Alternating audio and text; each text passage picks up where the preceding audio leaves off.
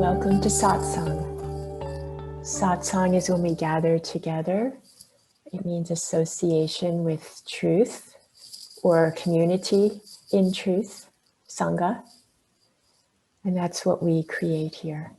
This is a place of welcoming, a place of curiosity, and a place of safety. You know, and it may feel different here than in your normal life outside, you know, your everyday life. But there are healing communities like this, and it's good to know that these exist. And lean into them, come here, be here in these kinds of events because they support what's most true in us. So Satsang, community in truth. So we get to say what's true. We don't have to hide here. There might be hiding because that's a strategy that we've learned from the past and that we carry out in our lives. Does anybody hide in any way from yourself, from other people? Yeah. So it's creating maybe a certain persona that you put out in the world, or you don't go out into the world, you retreat as a way to keep yourself safe. Yeah, if what you're doing is trying to keep yourself safe, there's probably something there to look at. Because when we live in our full, alive selves, the truth that's coming through us in these physical bodies, we're just the container, and the truth comes through us. And if we're trying to keep it safe and trying to keep ourselves safe, there's going to be some kind of cutting off of your full self. Yeah. Because in the truth of things, in the aliveness, in the non-defensiveness, in all the walls coming down, in the full openness of all of reality, and welcoming that and living that, it's fierce and fiery and not necessarily what we might call safe, although there's definitely a sense of inner safety and inner trust. But it's letting the fullness of ourselves out without reservation. It's courageous, letting the fullness of ourselves out without reservation, unapologetically. I love that word. We don't have to apologize for ourselves, for being who we are. We're already who we are, so we can choose to hide from it or let it be seen.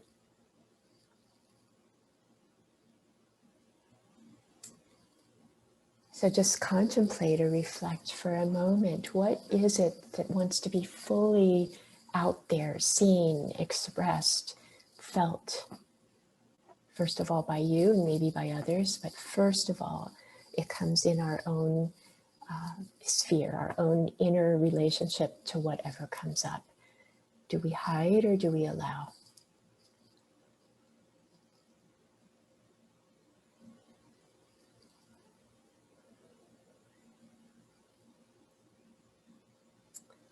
So, let's see.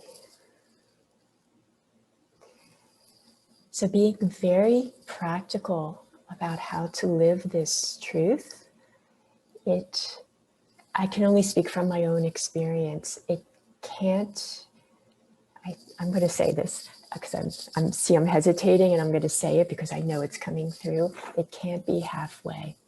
Can't be halfway. Yeah, I'll come to an event like this, and then I'll just go back to same old, same old. Then you get same old, same old. That's what happens. Yeah. So this commitment to living a conscious life, meaning conscious and aware in the moments of your life, is the, in my opinion, I was thinking about this morning, the only salvation.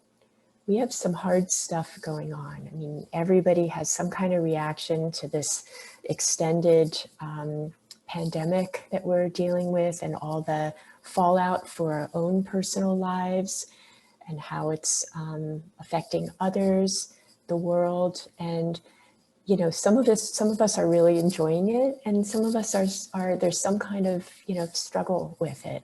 It's okay to struggle. It's okay to have some resistance come up. It's okay to have a reaction come up. But how we are with our reactions and how we are with those resistances, that's what makes the difference. So what I was thinking this morning, and not just thinking, I was standing outside on the deck here, and just the beautiful day where I am, and just like feeling into it. And I was thinking, this is the only salvation, to be present in this moment. I can go and fill my brain with content from news, from other people's worries and concerns, and my own worries and concerns. I mean, I could do that. And can you do that? Have you done that? And do you do that maybe on a daily basis?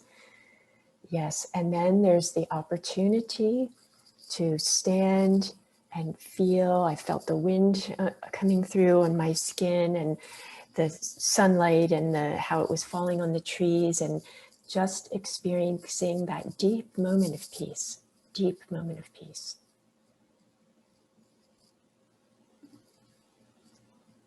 And experiencing that deep moment of peace was like, yes, this is it. And it's not like, oh, this is only just one little moment of peace. No, that's the place to go over and over and over. When we're not paying attention to the content in our minds, when we're not feeding it with our attention, when we're not grabbing onto it and bowing at the altar of our thoughts. Because that's what we do as humans, and we do that, and there's nothing wrong with that. But realizing that that's what we're doing, we have an option right in that moment. And that option gives us freedom.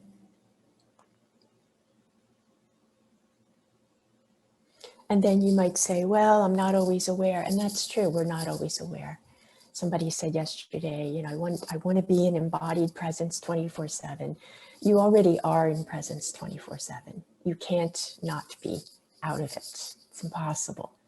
It's a matter of realizing it consciously. And when we realize it consciously, we have all kinds of choices available to us. If we're not conscious in the flow and the truth and the reality that's here right now, which means we're caught in our heads. And I just see that a lot in the world, you know, in my day-to-day life, people just caught in their heads and not present to look the other person in the eye and to be there heart to heart. That's the possibility that's always, always, always there.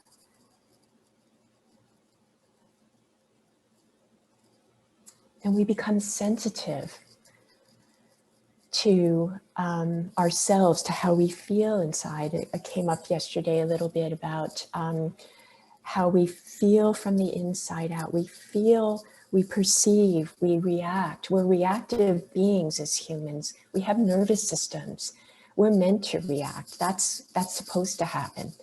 We have brains that are on a hair trigger to go into fight or flight, the very primitive parts of our brains. We have that. So we're going to do that because that's built into our physicality, our physiology, our history, our long, long history of development into who we are today. The brain is still built on that and will be. It carries that forward. So we react. That's what we do. And that brain and nervous system reaction is based on survival, fight or flight, or freeze. It used to, in the old days, like in the 50s, it used to be called fight or flight. And then, I don't know when, but more recently, it's been added fight, flight, or freeze. And not just because we sometimes freeze as humans when we experience trauma, which we do, animals also freeze. So fight or flight or freeze, it's our animal nature. And it's survival. It's okay. But we as humans have the capability of consciousness, of consciousness. Everything comes from consciousness. You know, the most, one-celled animal or plant to the most complex beings, which is us, humans.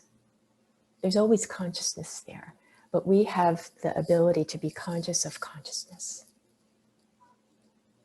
That's huge. It's huge. It's life-changing. It's world-changing. It's universe-changing, because you can then be more aligned with the truth of how things are, beyond the animal nature of fight or flight.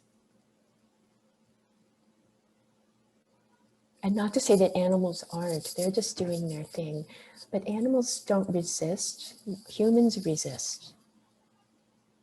So in animals, if one of them is, an animal is being chased, like in the, somewhere in Africa, you see these videos of animals being chased, and then they'll play dead, or they're, and say they're, whatever is the event that happens, which is quite, intense and scary to watch sometimes. And then it's over and the animal has survived. They shake it off. They let it go.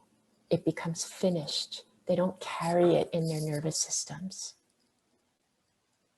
We as humans, we carry old reactions in our nervous system if we don't find a way to come to some kind of resolution with them. So if you find yourself, as somebody said yesterday, acting like you're 7 or you're 5 or you're 3, I do that. We all do that. We have that kind of stickiness that happens. And we can meet whatever is there, whatever feels sticky, with the most, with the largest, the most infinite human heart and universal heart. We meet everything in love, everything in love. And this, I want to really, really emphasize to you, this is not spiritual mumbo jumbo. This is the living reality that's possible for you in every moment. It's practical, it's real, it's right now, and it's there, when you're, taking a shower and you've lost your keys and you're looking around for where they are, and you're in a hard conversation with someone, or you forgot something and you have to go all the way back home to get it. All those very human moments that we all experience. Consciousness is always possible there, always, because it is already there. It's a matter of being conscious of the awareness that's there.